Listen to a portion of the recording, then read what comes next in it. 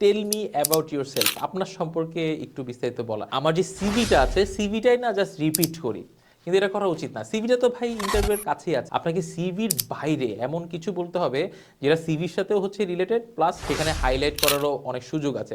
এখন পর্যন্ত আসা আপনার ক্যারিয়ার জার্নিটা কীরকম ছিল এবং যে পজিশনের জন্য আপনি অ্যাপ্লাই করেছেন সেই পজিশনে আসলে আপনার রিলিভেন্সি কীরকম আছে, অ্যাচিভমেন্টটা কীরকম হয়েছে, এবং এটা যদি নাম্বার বেসড করতে পারেন অ্যাডজেক্টিভগুলোকে হচ্ছে সাইডে রেখে, তাহলে হচ্ছে আপনি আরও বেটার করতে পারবেন।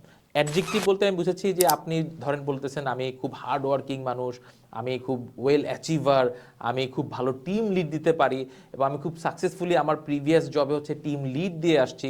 এগুলো না আসলে খুব বেশি মিনিং রাখে না। রেদার দেন আপনি যদি বলেন যে আমার লাস্ট প্রিভিয়াস জবে আমি এমনও প্রজেক্ট গিয়েছে যে আমাকে টানা 1 সপ্তাহ কাজ করতে হয়েছে, প্রায় 30 জনের মতো টিম মেম্বার সাথে আমি গত 3 বছর ধরে কাজ করেছি, যারা কিনা হচ্ছে আমার উপর স্যাটিসফাইড ছিল এবং আমরা একত্রে অমুক নাম্বার অফ প্রজেক্ট হচ্ছে রান করেছি, যেটা এতগুলো ইম্প্যাক্ট ক্রিয়েট করেছে।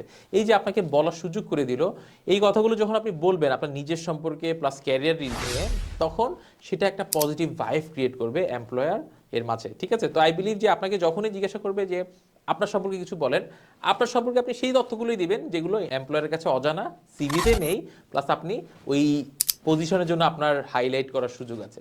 তো এই সব কিছু বিবেচনা রেখে আই বিলিভ আপনি এই প্রশ্নের আনসারটা দিতে পারবেন।